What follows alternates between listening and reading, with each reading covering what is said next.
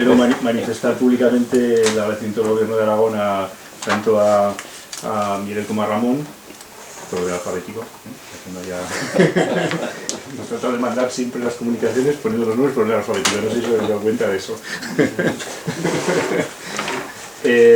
Ya lo hemos comentado en la comida, esta semana nos comunicó Padre Sauset que por razones profesionales y personales o personales no podía venir, entonces quedamos que grabaríamos las reuniones, las mandaríamos, porque todos los tres han tenido desde el principio la misma información, la que nos disteis cada uno, incluso del Consejo, creo recordar que se envió después un disco y no sé si algún libro, en fin. Varios libros sí, que ya están en la biblioteca. No, pero eso será, digamos, eso será otra, era la colección aquella de la Biblioteca de las Lenguas, que solo lo mandamos aparte, eso no era más, es de otra selección. Entonces, bueno, pues eso, agradecer también a ti como representante del Consejo que estés aquí y, bueno, pues esperar que del esfuerzo que les hemos pedido a ellos, pues lo que salga pues satisfaga la necesidad de la lengua, por lo menos hasta que haya una autoridad académica que establezca ya lo que sea definitivo, ¿no? Pero tú bien sabes que en el gobierno, que por primera vez tiene la posibilidad de hacer cosas no solo sino también en aragonés, pues durante este primer año y pocos meses hemos tratado de estar en una postura que no nos identificara concretamente con ninguna de las existentes, precisamente para poder llegar a este punto sin estar etiquetados en ninguna posición, ¿no? Bueno, pues muy bien, gracias. Entonces no hay un guión preestablecido. No. Bueno, pues yo, si os parece, os explico un poco la visión mía y del Consejo, primero un poco resumidamente, aunque la conocéis de sobra. Bueno, disculpa, Francho, como también va para la persona que no está, sí, y quizá la conozca menos, no estaría de más. Bueno, sí, quizá, muy bien. Bueno,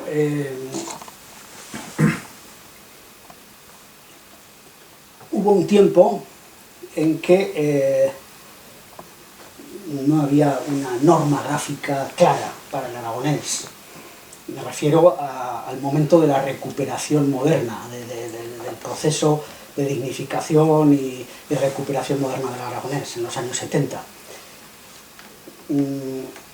Los autores que habían escrito en aragonés a lo largo del siglo XX, que eran todos autores localistas, dialectales, utilizaban normalmente pues la ortografía del castellano más o menos adaptada, lo que podían, con algunas divergencias. Por ejemplo, Domingo Miral utilizaba para transcribir la preparatal fricativa sorda SCH, un grafema triple de SCH, por ejemplo, para escribir isho.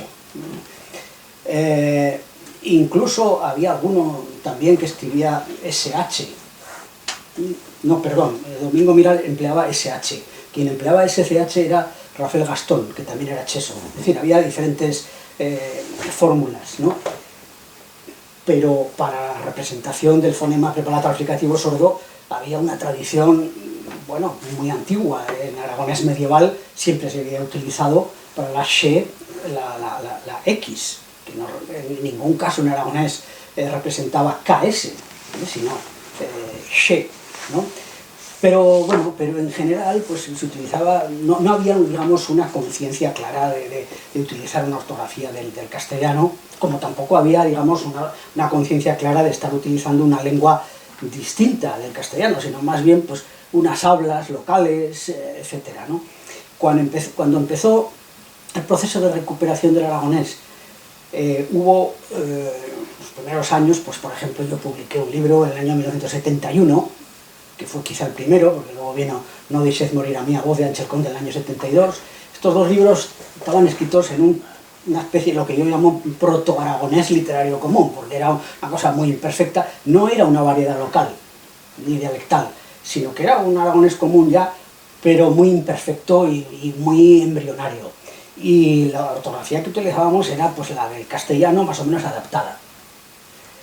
Pero en esos años, en esos primeros años de los 70 del siglo XX, pues hubo ya una cierta, pues no sé, necesidad, se vio la necesidad de ponerse de acuerdo en crear una ortografía específica para la representación escrita del aragonés.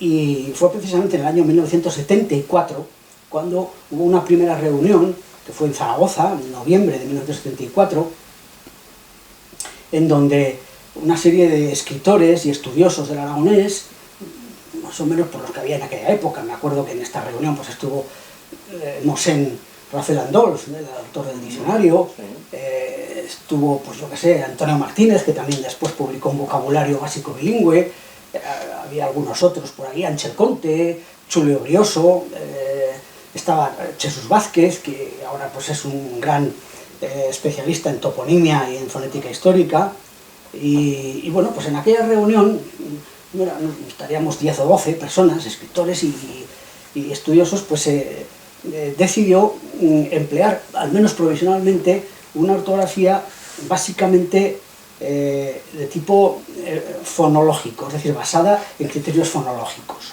Porque nos parecía la más adecuada, la más sencilla,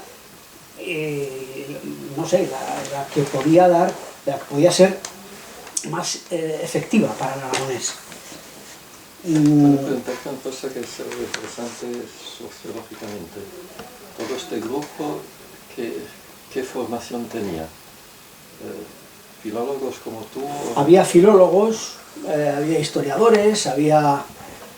bueno... ¿Eran todos universitarios? Sí, la mayoría, sí. Sí. Quizá alguno no, pero la mayoría sí. Y tenían formación filológica, ¿no? Algunos sí, Sí. no todos. Pero formación universitaria. Sí, sí. No sé, Antonio Martínez, por ejemplo, que luego publicó el vocabulario básico bilingüe, no es lingüista de formación. Había estudiado ciencias sociales. Pero bueno, Rafael Andolf, pues era un filólogo aficionado, en el sentido de que, bueno, pues hablaba varias lenguas, conocía bastante bien, no sé, daba clases de inglés, por ejemplo, hablaba bien el vasco, conocía bien varias lenguas, ¿no? Y bueno, pues fue el que luego hizo el diccionario aragonés. Bien, entonces...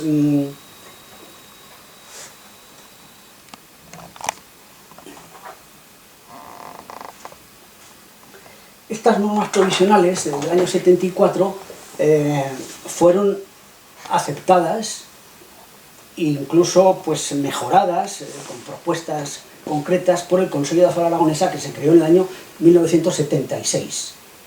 Precisamente este año se cumplen 40 años o 40º año de creación. Y luego cuando el Consejo de la Fala Aragonesa empezó a publicar la revista Fuellas en el año 1978, pues utilizó estas normas provisionales.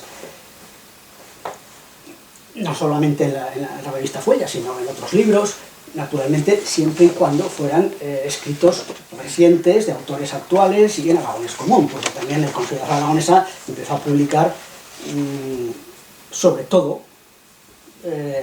escritos de autores dialectales. Por ejemplo, uno de los primeros libros que publicó el Consejo de la Fala Aragonesa fue La albada al nacimiento y otras obras en aragonés de Ana Francisca Abarca de Bolea del siglo XVII, o los romances en ribagorzano de Cleto Torrodellas, o la obra poética en chistavín de Nieves Lucía Dueso Lascorz.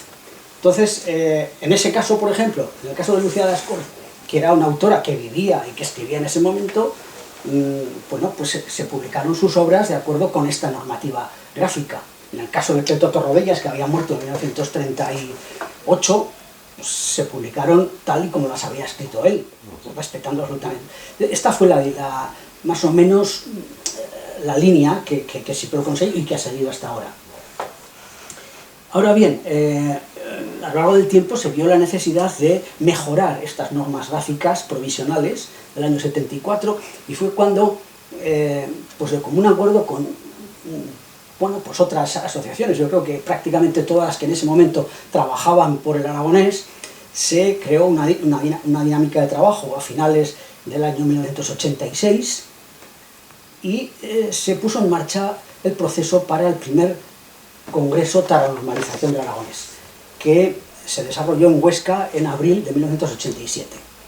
Claro, eso fue precedido de unos meses de trabajo, en donde hubo una serie de propuestas, tanto particulares como de asociaciones, que bueno, se publicaron, y a partir de esas propuestas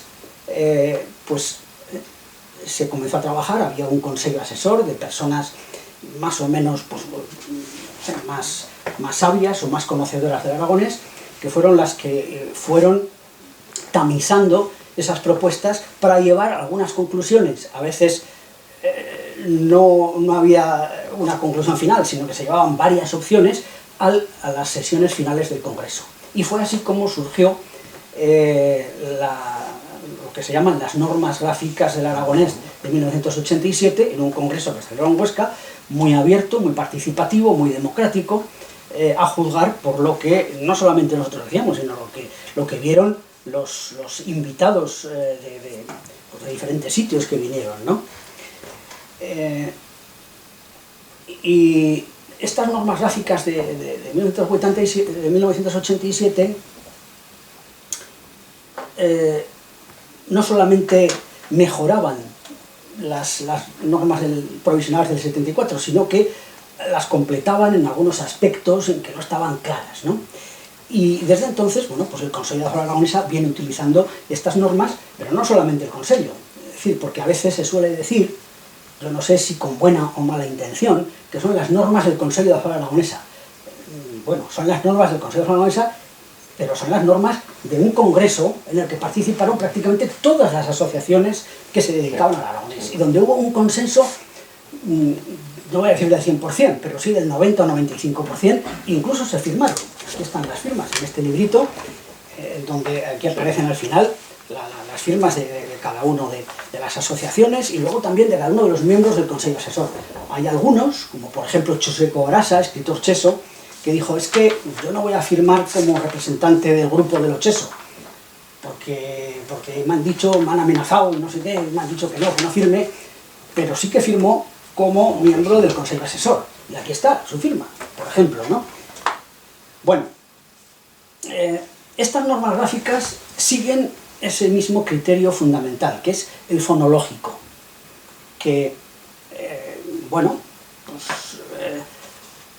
desde un punto de vista, digamos, científico, lingüístico, pues es el más, no sé, el mejor, si se puede decir de alguna manera, desde el punto de vista de una escritura alfabética o fonemográfica, como la llama Moreno Cabrera, ¿no?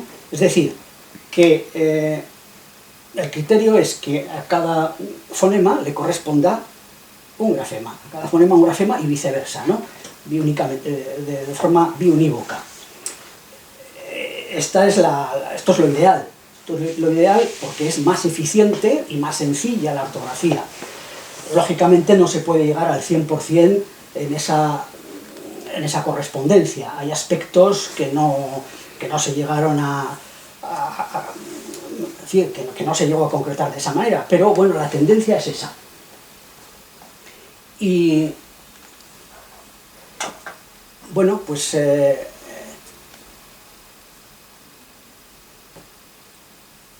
llegamos más o menos, bueno, a lo largo de estos años, pues se han publicado bastantes cosas. Podemos decir que a lo largo hay unas estadísticas. Por ejemplo, yo publiqué una bibliografía en un informe sobre el aragonés del siglo XX, donde se pueden ver prácticamente, no todos, pero bastante completa, una bibliografía bastante completa de lo publicado en aragonés a lo largo del siglo XX. Y se puede ver cómo, pues en unos años, el 70, el 80, el 90% de lo publicado sigue estas normas gráficas del aragonés, y cuando no las siguen es porque se trata de escritos dialectales, de escritores muy locales que utilizan pues las normas gráficas del castellano más o menos adaptadas, pero no otra cosa, es decir, no ninguna neografía distinta, sino simplemente las normas del castellano. O adaptaciones de la norma general, por ejemplo, para el benasqués, pues hace una adaptación que permite pues, cierta flexibilidad, ¿no? Estas normas precisamente la permiten bien. Se puede decir que hasta el día de hoy, y hoy mismo, ¿no? Estos años últimos, la mayor parte de la creación literaria, de los autores más relevantes por lo menos, la mayor parte de los vocabularios y repertorios léxicos, la mayor parte de los métodos de enseñanza, tanto para infantil, primaria, secundaria, etcétera, ensayos, se han publicado de acuerdo con estas normas gráficas. Incluso puedo decir que el índice de vocables del aragonés, que se publicó en 4 tomos por el Instituto de Estudios Aragoneses, y luego se volcó en una base de datos que ha seguido ampliándose, enriqueciéndose, tiene como referencia estas normas, de manera que la lematización se hace teniendo en cuenta estas normas. Por supuesto, también otras, ¿no? Es decir, la lematización, pues, en el caso de los verbos, pues se hace en infinitivo, etcétera, pero cuando hay variantes gráficas, pues la forma de referencia de la lematización es de acuerdo con estas normas gráficas. Entonces, quiero decir con todo esto que la trayectoria de estas normas gráficas es amplia, prácticamente 40 años,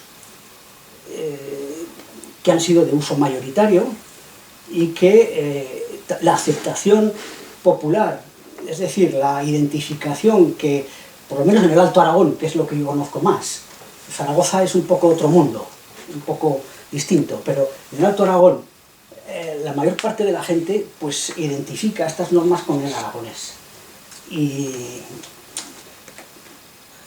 es decir, que no hace falta ser lingüista ni mucho menos, ¿no? Pero quiero decir que hay gente, escritores populares, que las han aceptado, las han utilizado y que las explican. Por ejemplo, ahora mismo comentaba yo con López Susín, una obra de un tal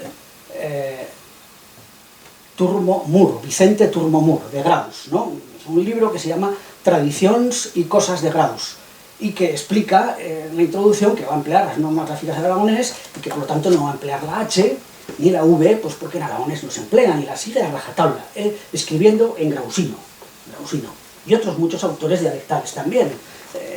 Este señor era ya mayor, ya murió, pero hay otros que lo han utilizado. No solamente Lucía Dueso, por ejemplo, escribiendo en chistavino, sino, pues no sé, Anatena, que es de Paniello, en la Ribagorza, o Antón Collada, que es de Fons, también en la Ribagorza, o Chona Coscujuela, que es del Somontano, era del Somontano, de Alahuesca, etcétera, etcétera, ¿no?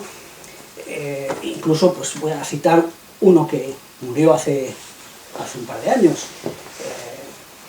Luis Perengella, autor de Ayerbe, que publicó, no sé, hace años ya que le decía, oye, tenemos que publicar tus obras completas y tal, porque iba sacando muchos poemas o muchas narraciones en el libro del programa de fiestas de Ayerbe, pero no había publicado en alguna revista suelta, tal, pero no había publicado ningún libro. Y no me decía nada y tal, hasta que, bueno, pues un día recibí una invitación para la presentación de un libro suyo, que se lo había publicado la editorial Buboc de Barcelona, no sé, bueno, alguna conocida que tenía, no sé qué. Y, o sea, que no, quiero decir, que no tuvo ninguna relación con la editorial del Consejo de la Flora Aragonesa, ni nada por el estilo, pero sigue las normas gráficas del aragonés. Y escribe en aragonés ayerbense, de la zona de Ayerbe. Por supuesto, la mayor parte de los escritores en aragonés común también la siguen.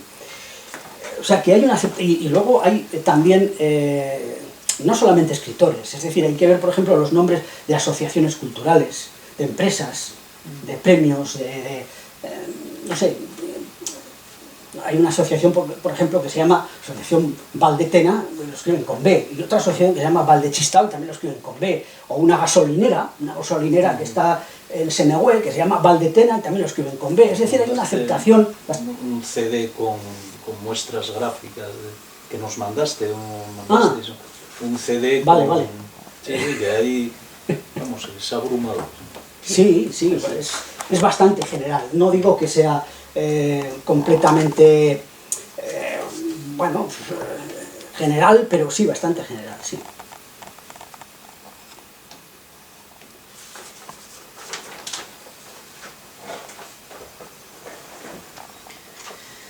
En carteles, se ve también, en nombres de tiendas,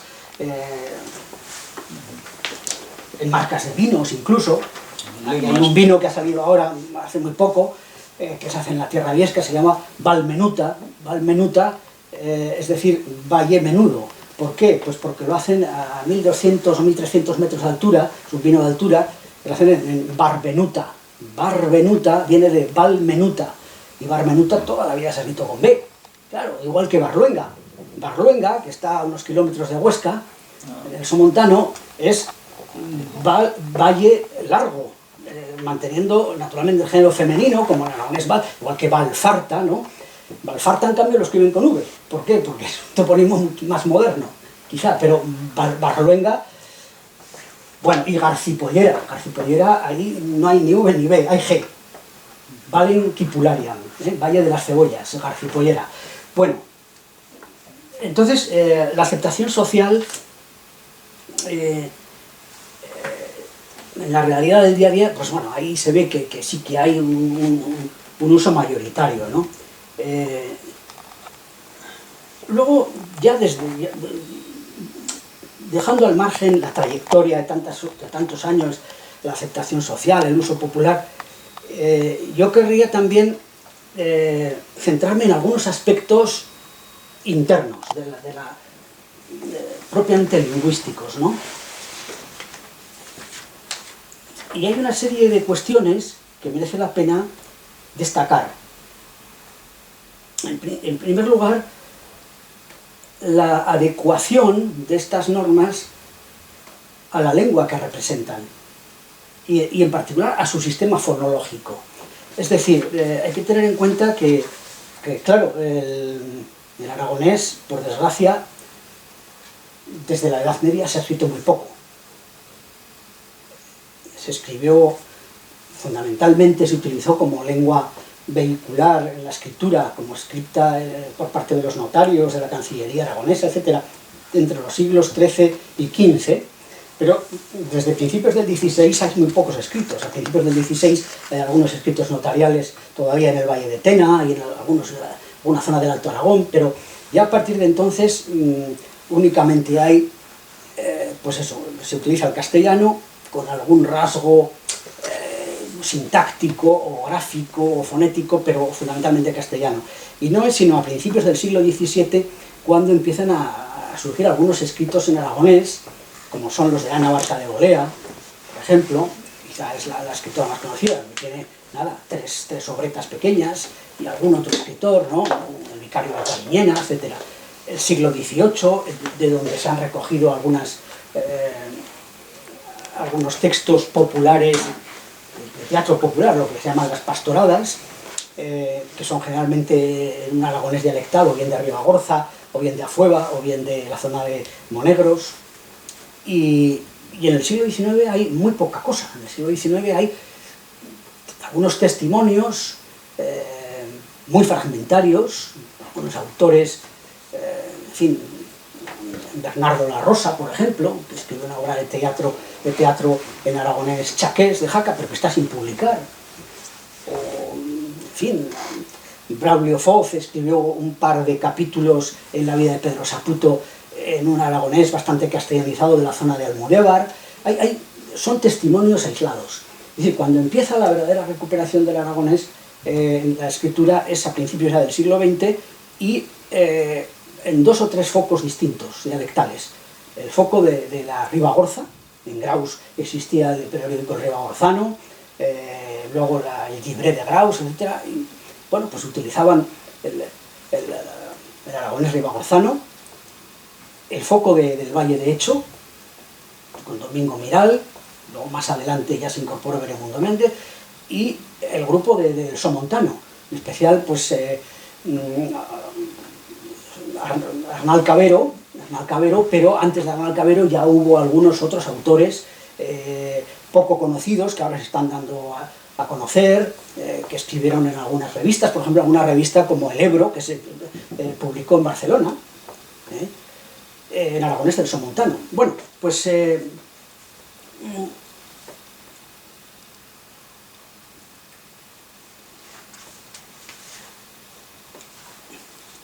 todos estos autores utilizaban generalmente una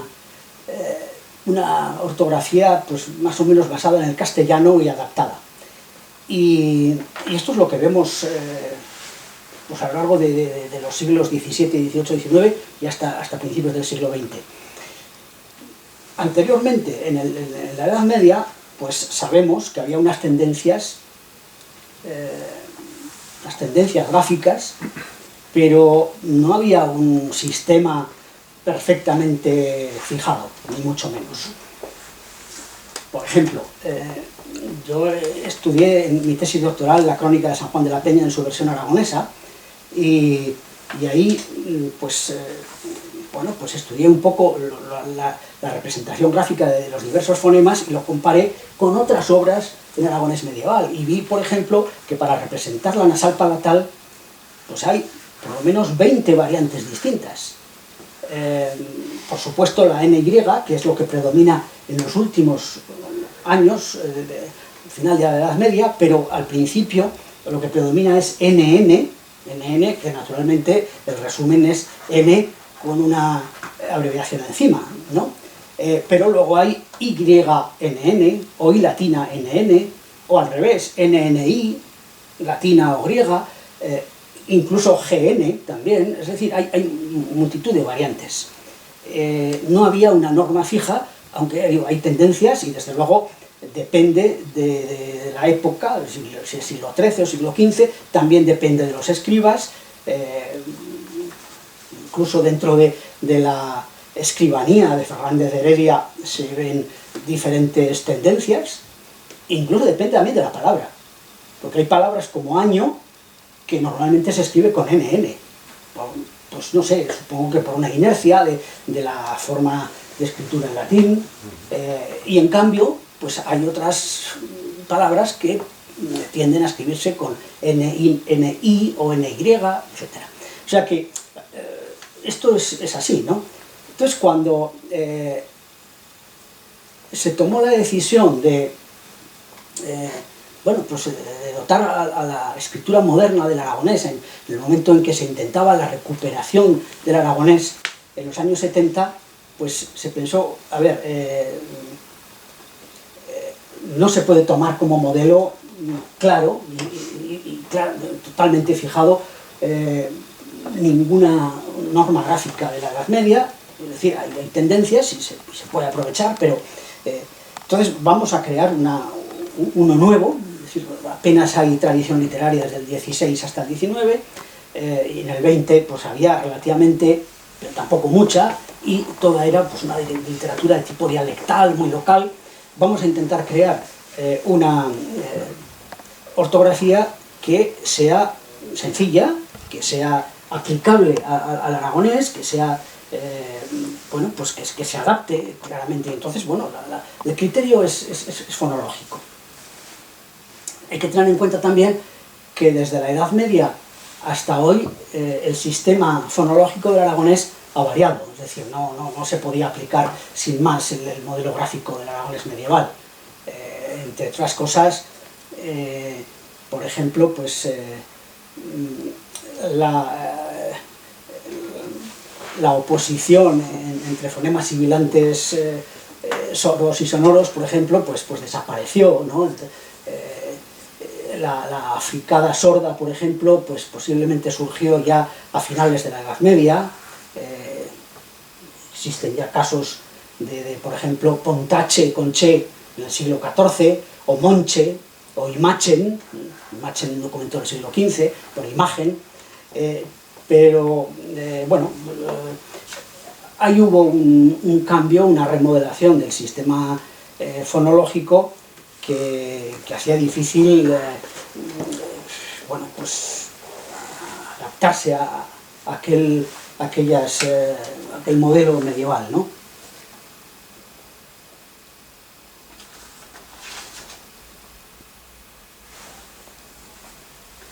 Estas normas gráficas también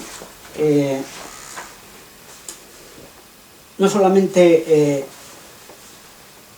siguen un modelo fonológico, un criterio fonológico, sino que tienen mucha flexibilidad y mucha versatilidad, porque si se ven con detalle las normas gráficas del aragonés, se ve que en varios casos en donde puede haber diferencias dialectales notables, por ejemplo, en el caso de la L palatalizada en situación inicial en Ribagorza, se dice que cuando se quiera marcar el dialectalismo se podrá escribir elle en lugar de L. Bueno, entonces se pueden adaptar perfectamente a cualquier dialecto local, por ejemplo con la R lo mismo.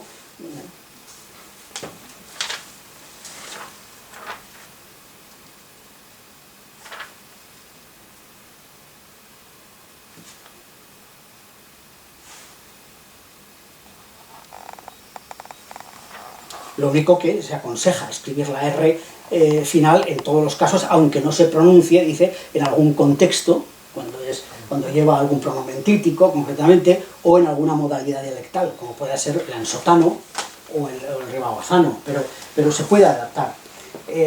Esta grafía, las nuevas gráficas de Aragonés, es un sistema muy sencillo, sistemático, es coherente. Y precisamente desde una perspectiva puramente didáctica, de aplicación didáctica, pues digamos que facilita el aprendizaje, el conocimiento y la escritura del aragonés.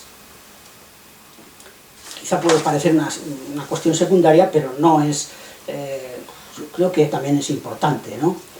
A veces se suele hablar de que pues, el francés, los niños franceses tienen mucha dificultad porque cometen muchas faltas de ortografía. Claro, con esa ortografía tan complicada, pues es normal.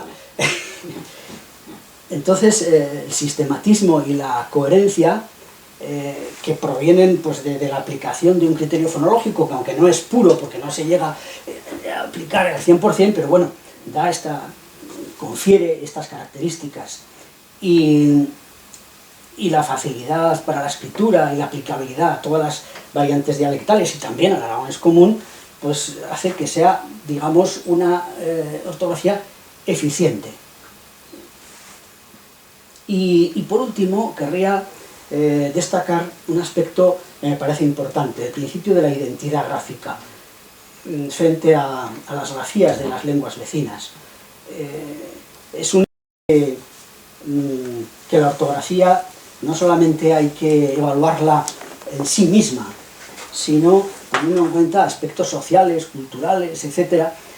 Y bueno, de hecho hay un párrafo muy interesante aquí en el libro este que sin duda conoceréis, Las lenguas y sus escrituras, de Moreno Cabrera, donde se pregunta, bueno, hace una comparación y dice, vamos a escribir checo en una serie de lenguas de Europa, ¿no? Y dice, el sonido que corresponde con estas 10 grafías es una fricada para tal sorda que nuestra lengua está representada por el dígrafo che.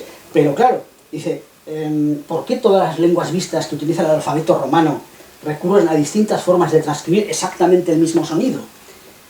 ¿Y por qué lenguas diferentes usan combinaciones de letras distintas para denotar exactamente el mismo sonido? Y concluye, un aspecto esencial de la escritura es su función simbólica, como caracterización de la idiosincrasia de una determinada cultura, lengua o sociedad. A este respecto, dice Chus Ignacio Navarro, a quien yo en principio vengo aquí representando un poco, ¿no? Porque es el presidente del Consejo de Afra Aragonesa, dice, y traduzco del aragonés, dice, es verdad que una grafía más parecida a la de la lengua oficial, es decir, el castellano, podría ahorrarnos una serie de interferencias entre los dos sistemas ortográficos, el aragonés y el castellano, es cierto, pero esta podría ser una solución perfecta para una sociedad perfectamente bilingüe, para una sociedad que, no hace falta que lo diga, no es la nuestra. Y este hecho, en nuestro caso, seguro que ayudaría a mantener una situación de sucursalismo gráfico, también sucursalismo lingüístico o idiomático, que finalmente lo único que hace es fortalecer todavía más esa situación de diglosia, de inferioridad social, cultural, política, jurídica, en el que continúa perdurando hoy y sufriendo la lengua aragonesa.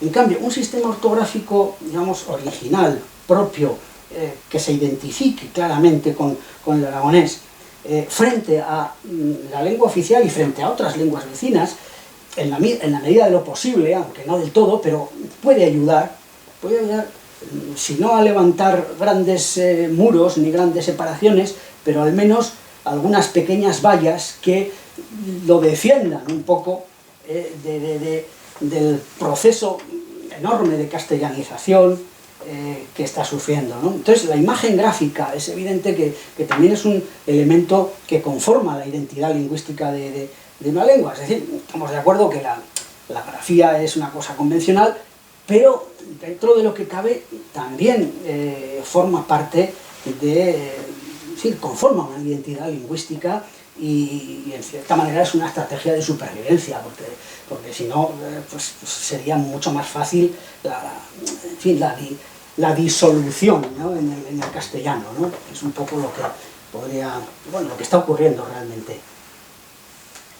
Bueno, no sé, yo he querido presentar un poco algunos aspectos que me parecen destacables de las normas gráficas del aragonés, que son las que utiliza el Consejo de la Aragonesa, pero que no son solo las del Consejo de la Aragonesa, sino las que se acordaron en un congreso en donde firmaron muchos de los que hoy defienden otras normas gráficas distintas. Porque hubo un tiempo en donde todos íbamos a la par y en donde había un consenso y se trabajaba en conjunto, hasta que hubo un momento en que algunos dijeron: bueno, pues nosotros nos vamos de aquí, os damos un portazo y creamos unas nuevas normas. Y luego llegaron otros y dijeron: pues también nosotros damos un portazo y creamos otra propuesta gráfica. Y bueno, y así hemos llegado a donde estamos ahora. Yo no sé, pero me da la sensación de que, en el fondo, con independencia de la bondad mayor o menor que puedan tener unas normas gráficas u otras, en el fondo lo que está aquí subyaciendo no son cuestiones meramente técnicas, sino más bien de grupos, de tribus, de reparto de poder, etcétera, etcétera, desde mi punto de vista. Segunda cuestión, hay algunos o muchos de los que ahora defienden otras grafías o neografías para el aragonés que prácticamente toda su obra literaria la han escrito con las normas gráficas del aragonés. Entonces, no sé qué argumentos utilizan ahora, pero bueno, que han cambiado totalmente. Yo eso no lo entiendo. Lo que sí entendería, y creo que, aquí hablo a título particular, pero creo que represento bastante la forma de pensar de la gente del Consejo de la Aragonesa, que se podría mejorar, estas normas gráficas se podrían mejorar en algunos aspectos y podría haber algunas modificaciones. Y eso yo lo he defendido siempre, incluso ante gente de otras asociaciones que defienden otras grafías, pero siempre, entiendo yo, manteniendo una cierta coherencia. Es decir, que haya cierta sistematicidad y cierta coherencia, no haciendo un simple cambio de cromos, es decir, te cambio esto por esto y ya está, y nos apañamos. Y ya, no, eso a mí me parecería muy poco serio. En este sentido, sí que es serio, lo explico en su sentido. O sea, es que, sinceramente, yo creo que es así. Entonces, habría algunas cuestiones. Yo por he dicho mejorables. Que se han mejorado sí, algunas, por ejemplo, utilizamos la M ante P o B igual que en castellano. Bueno, me parece que eso es un simple calco del castellano. En cambio, empleamos la N ante F. ¿Y por qué? Porque ahí, ante F, es también pues un archifonema nasal. Y bueno, pues fonéticamente es una nasal labiodental, ¿Por qué ponemos N y no F y no M? Por ejemplo, trunfo o trunfa. Trunfa, que es patata. ¿Por qué lo escribimos con N y no con M?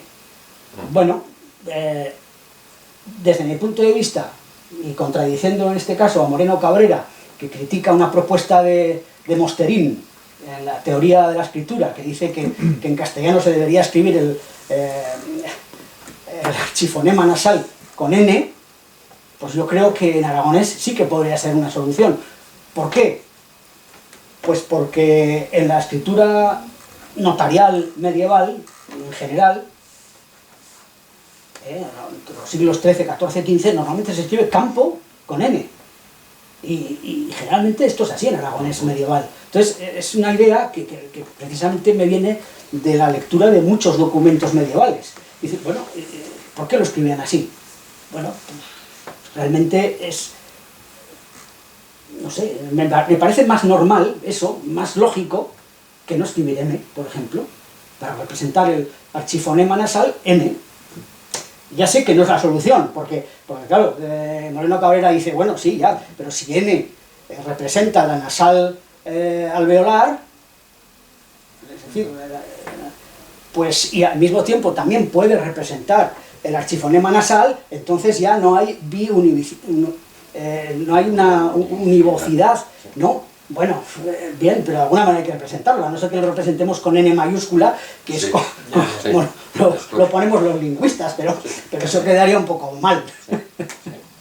Bueno, eso sería una cosa mejorable, por ejemplo. Ya sé que es un detalle que no tiene a lo mejor demasiada importancia, Sí, bueno. pero yo creo que sería... ¿Otras mejoras? Pues no lo sé. Yo, por ejemplo, no estoy de acuerdo con poner el apóstrofo tal como se explica aquí, sino justamente al revés. Pero eso también es un detalle que a lo mejor no tiene... En men y eso. Sí, y en len, yo justamente lo pondría al revés. Y la adaptación de cultismos, porque observo que en las resoluciones que publicasteis llegáis a soluciones como hexaedro con CS. Sí, claro. A mí, la verdad, me choca esa solución, en algunas adaptaciones de cultismo. Claro, porque... por la coherencia de llevar la claro, Ashe representa la preparatal fricativa sorda, por lo tanto, sexo, hexaedro, saxo, hay que escribirlo con KS, o sea, CS, claro. ¿Y no sería más fácil una X que valiera dos cosas? O una S para unos casos y una X, bueno, en fin. Hombre, a ver, en las adaptaciones populares sí que a veces hay S, eso es evidente, pero... Y en situación implosiva, mucho más. Pero eso es una adaptación, y me parece que es normal escribir, yo qué sé, pues por ejemplo, excursión con S, porque es que realmente lo que se pronuncia, sí, no, S, no KS. Lo que me choca a mí particularmente es hexaedro o sexo con CS. Pero bueno... Pero esa es la explicación. No. Es decir, si she representa la preparatal fricativa sorda... No, si la explicación está clara, digo la impresión visual. La impresión visual de... No son muchos cultismos, porque en la mayor parte de los casos ha habido una adaptación popular y se pronuncian con S solo. Pero claro, esos cultismos sí que hay que mantenerlos, creo, de esa manera. Es mi opinión. Es decir, con CS. Sí. Es lo que discutíamos también antes. Esas tentativas han existido en varias lenguas románicas y no se han impuesto. Es decir, son demasiado extrañas. Es decir, el problema que yo veo con nuestro sistema, que es muy consecuente, más o menos es ahistórico. Lo que puede chocar a mucha gente. Y me pregunto si no se podría llegar a un compromiso mínimo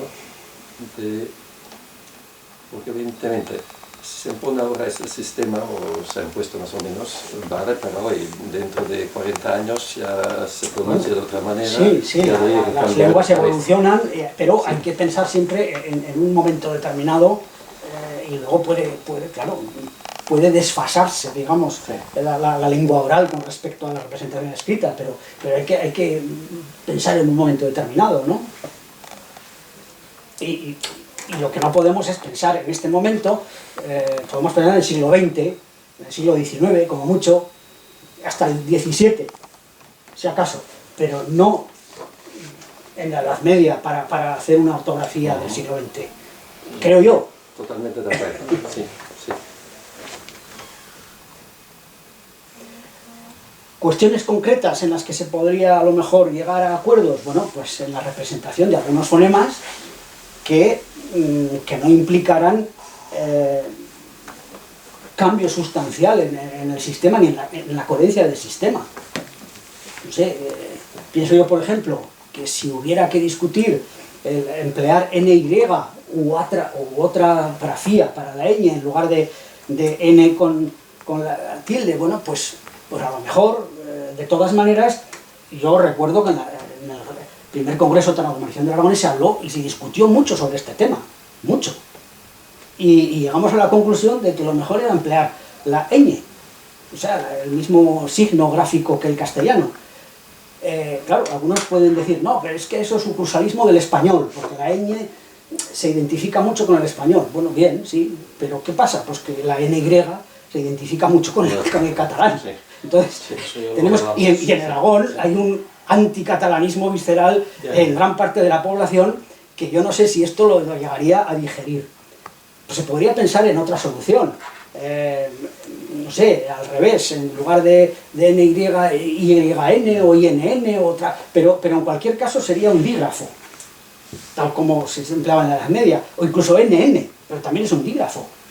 Y en cambio... El problema no es ese, si es, digamos, hombre, a ver... un signo, dos signos. No, pero siempre es mejor que haya uno, ¿no? que no dos, siempre es mejor, ¿no? Por una economía de medios, aunque, bueno... Yo eso no lo veo como problema, pero lo veo más bien como problema si tenemos el mismo fonema con dos posibilidades, que pueden ser por el contexto fonético o por motivos históricos.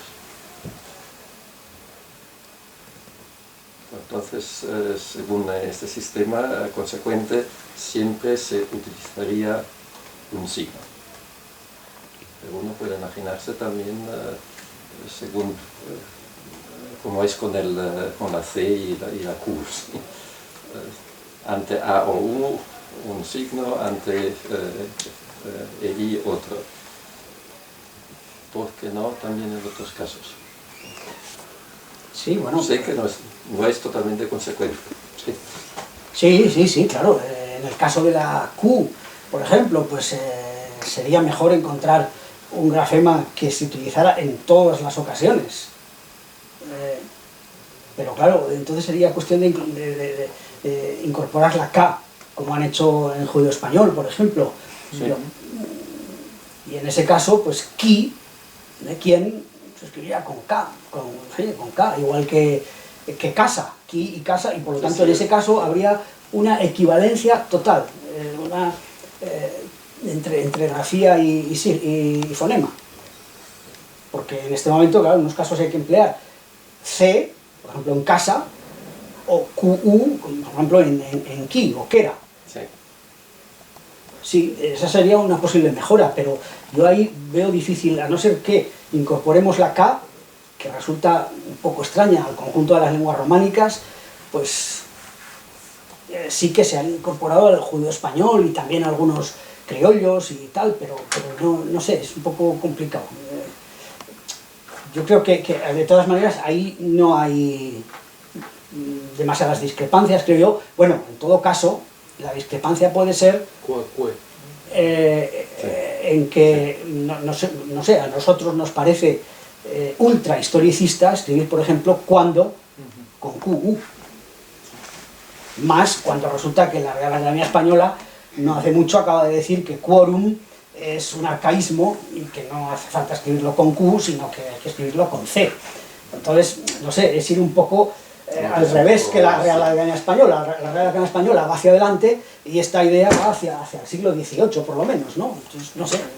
el caso de quórum para mí es absurdo ponerlo con C, porque realmente no es Sí, románico, es palabra latina. Es latín, Eso me parece totalmente de absurdo. acuerdo.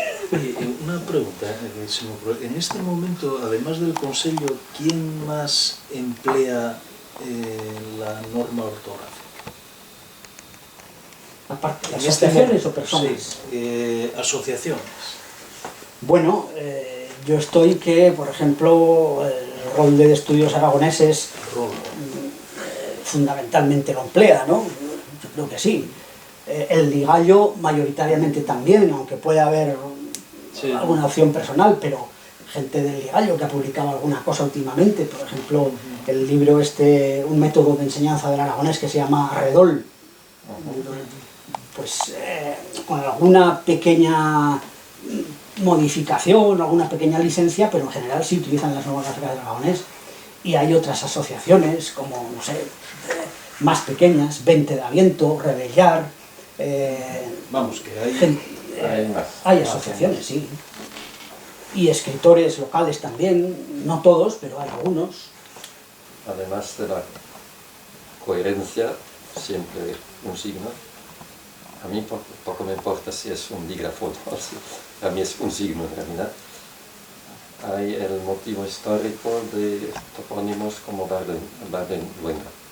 ¿Cómo? Bardenluenga. Es decir, que ya históricamente Bueno, se a ver, ponía históricamente en la Edad Media hay muchos escritos, por ejemplo, los fueros de Aragón, la versión en aragonés de los fueros de Aragón que se conserva en la biblioteca de la Universidad de Zaragoza, que la editó el jurista Galinde, sigue un sistema muy claro, y es que siempre en situación inicial escribe B, y en situación intermedia V.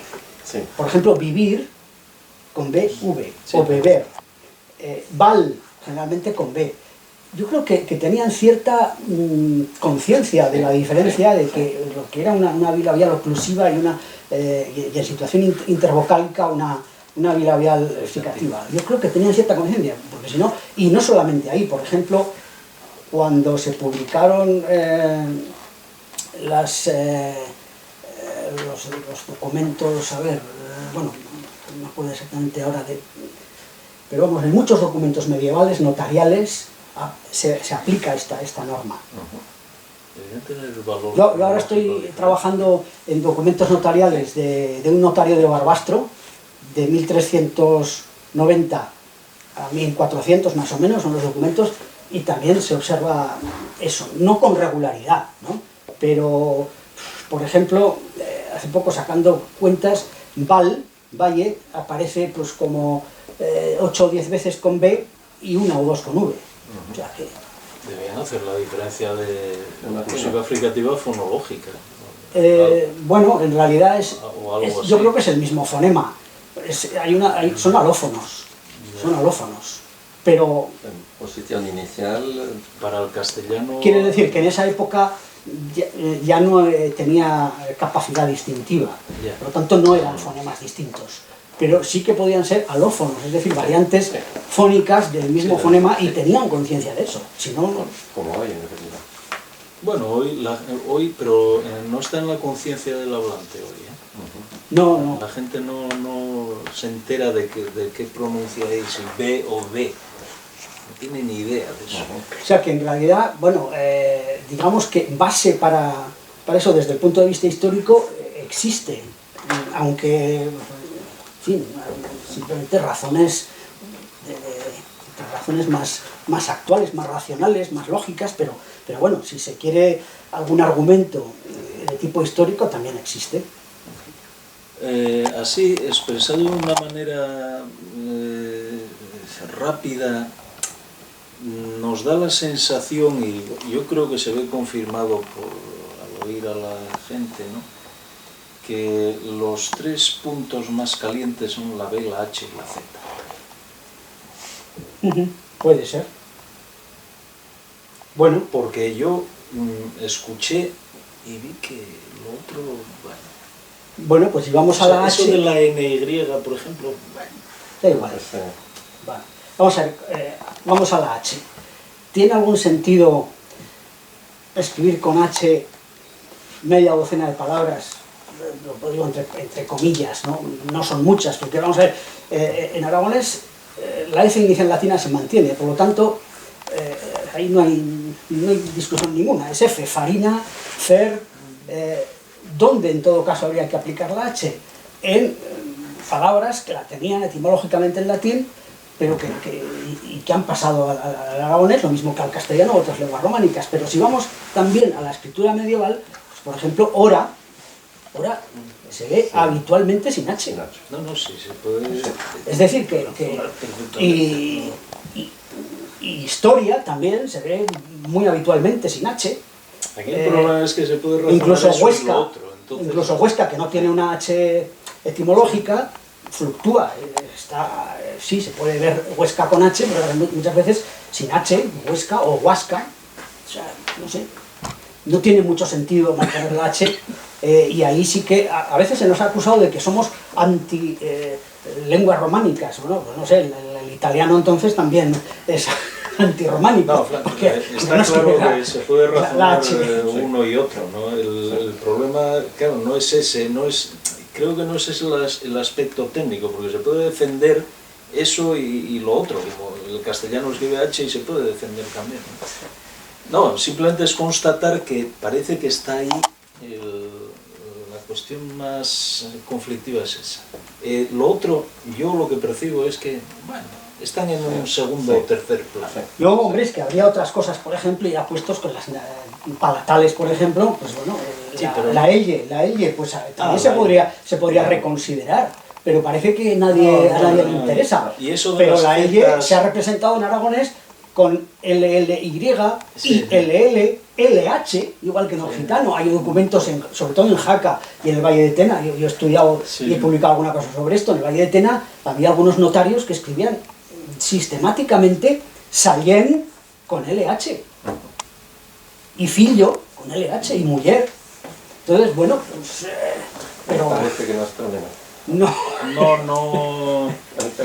te creas que el resto son esta tríada, es esta tríada. En cuanto el problema más grave. En cuanto a la Z, hemos tocado la B, hemos tocado la H. En cuanto a la Z, pues, a ver, hay una cuestión que, primero de identificación, mucha gente ya lo identifica, ¿no? Si tú escribes Aragón y Nación, Nación tiene que ir con Z, si no, no es aragonés. Eso la gente popularmente lo ha asumido. Pero hay razones intrínsecas que hablan de la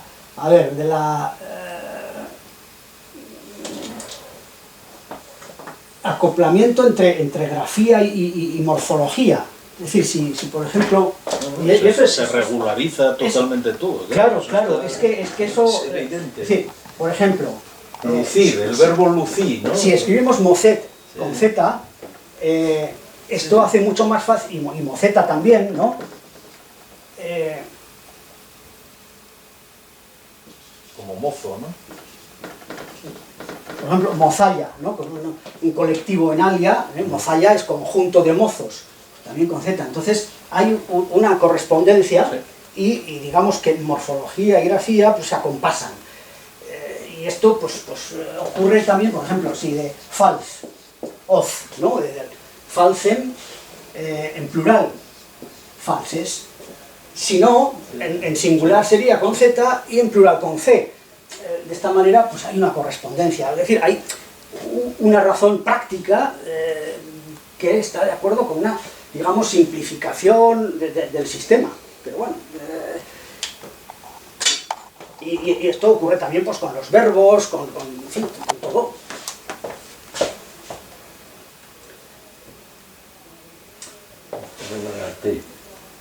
Pero ya viste que ese problema tampoco era excesivo. ¿Cuál?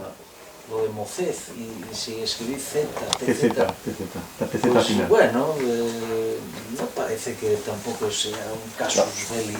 A ver, en cuanto al plural en Z, lo que más se ve en todo caso en la escritura medieval es esto. Ya. Es esto. Sí. Por ejemplo, que tampoco se ve mucho, porque en la escrita aragonesa medieval, en muchos casos, lo que se utilizan son los morfemas verbales del castellano. Es difícil encontrar estas formas, es muy difícil, hay excepciones, pero normalmente facedes, es castellano total, pero es que en la escrita aragonesa hay mucho castellanismo morfológico. Pero en todo caso, esto, la TZ sí que se documenta alguna vez, pero muy poco, y es más bien pues, aborigen occitano y no es muy propia del aragonés. Y en todo caso, a ver, esto hace ver que había ya una equiparación entre, es decir, en la formación del plural, entre el grupo este TS, por ejemplo aquí Mocet más S, Mocez, ¿no? Y las formas verbales y la C, que sería posiblemente Tse, ¿no? Todavía, ¿no? Pero hay una equiparación ya en la escritura medieval. Por lo tanto, hay que pensar que bueno, pues ha dado esto lugar a una Z o a una C, lo que se quiera, pero escribir ahora C con cedilla parece un poco también ahistórico o muy medievalista, ¿no? Una C con cedilla. No, pero no hay... eso no está en ninguna propuesta, Lo de escribir cedilla al final... C con cedilla lo utilizaba la sociedad. En esos la sociedad plurales lingüística. Sí, pero que No sé. No, la cedilla sí la propone la sociedad, pero para casos como en comenzar y casos así, ¿no? El estilo catalán. No sé qué argumentos hay para pero eso. En los plurales lo que proponen es Z. Ya, Z, Mocez, con Z. Pues en comenzar, sociedad, yo creo que está bien. No Y sé. TZ el estudio, sí. Sí. TZ. tenemos el caso de verdad. Ah, ¿Verdad? Virtud. sí. Sí, en el caso de verdad que proponen los demás escribir T en el singular y Z en el plural. Bueno, y TZ el estudio. Que aquí veíamos que en la grafía del Consello este tipo de sustantivos, mientras que Mocé acaba en T, verdad, Sí. acaba en vocal. Sí. Bueno, hay una resolución sobre este tema en el libro de resoluciones e informes que aclara mucho todo esto. ¿Se abre paso a la T ahí? No, Ah, no, porque ahí lo que se explica es que Coll y Altabás, que fue el primero que hizo un esbozo de gramática del aragonés en 1902, este señor que era de Binèfar, es decir, lindando con el catalán, explica claramente que el plural de mocet es mocez y que el plural de verdad es verdad. Es decir, que tenía muy clara la diferencia entre aquellas palabras que tenían un sufijo diminutivo, mocet o pocot, por ejemplo, frente a aquellas otras que procedían de itaten, ituten, en que no había T. No había porque es que no... A ver, hay que tener en cuenta que esta T final no se pronuncia en aragonés desde por lo menos el siglo XIV, por lo menos. Y hay un ejemplo muy contundente, no es en una terminación de este tipo, pero...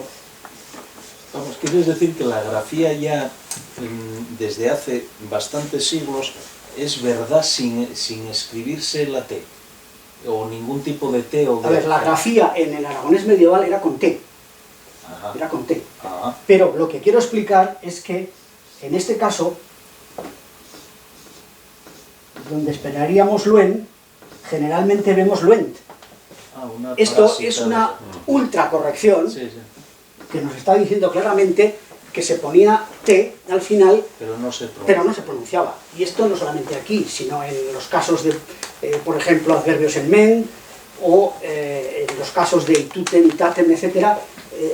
Es bueno, muy posible que no se pronunciara. Lo que pasa que se escribía, claro. Y estos, claro, los plurales en Z se explican precisamente por una T más o el morfema de plural S. Pero el incluir la T final crea muchos problemas desde el punto de vista morfológico. Por ejemplo, de la misma manera que aquí fountain. Fuen es lo que normalmente han escrito todos los autores, Beremundo Méndez o cualquier otro, ¿no? Fuen. Bueno, pues ahora el estudio de filología aragonesa me parece que lo que propone es escribir fuen. Sí, sí. Claro. El plural de fuen es claramente Fuens. fuens. No hay fuenz. Fuens. Existe fuenz. No, existe Fonz, que es una población que es de la Baja Ribagorza, donde no hay dictonación precisamente, pero bueno, existe Fonz. Bueno, claro, pero es un topónimo que está petrificado ahí, pero ahora, si ponemos Fuen, ¿qué pasa? ¿Cuál es el plural? Esto, Sí, lógicamente, tendría que evolucionar a Fuenz. sí, no, Esto es una cosa ahistórica, es decir, es... en cambio, Fuens... Pero no entendí por qué no se escribe verdad. ¿Por qué no se escribe Mientras verdad? Se escribe mocet, se Sí. escribe verdad. Pues porque, ya lo he dicho, un ejemplo muy palmario es el de Coll. Coll de Altabás, en 1902, y en Binefar tenía ya la conciencia muy clara de que había una diferencia entre esto y esto. Y los hablantes hoy la siguen teniendo, con una excepción, el Valle de Benasque, porque en el Valle de Benasque se pronuncia Moset y verdad. Pero claro, el Valle de Benasque no se puede tener como referencia, digamos, es una zona ya de transición al catalán, pero en todo el resto del aragonés se pronuncia verdad. E incluso actualmente, en la mayor parte de las zonas, el plural en Z no se conserva. Lo que se hace es decir verdades, verdad o verdades. Pero claro, ya se ha perdido. Ahora, Coll de Altabás dice muy claramente, el plural de verdad es verdad. Y el plural de mocet es mocet. Es decir, porque... Entonces, ¿cuál es la diferencia? Veritatem tiene una T. Sí, hay una sonorización. Y hay una sonorización, y en todo caso luego, cuando se queda en posición final, la T se vuelve a ensordecer, que es lo que ocurre también en catalán. Porque si no se hubiera sonorizado en catalán mucho más, con mucha más razón que en aragonés. En cambio, en mocet tenemos... Moceta. Este et proviene de itu. Sí, sí. Con dos T. Siempre. Entonces, ahí hay una diferencia estructural en el sistema.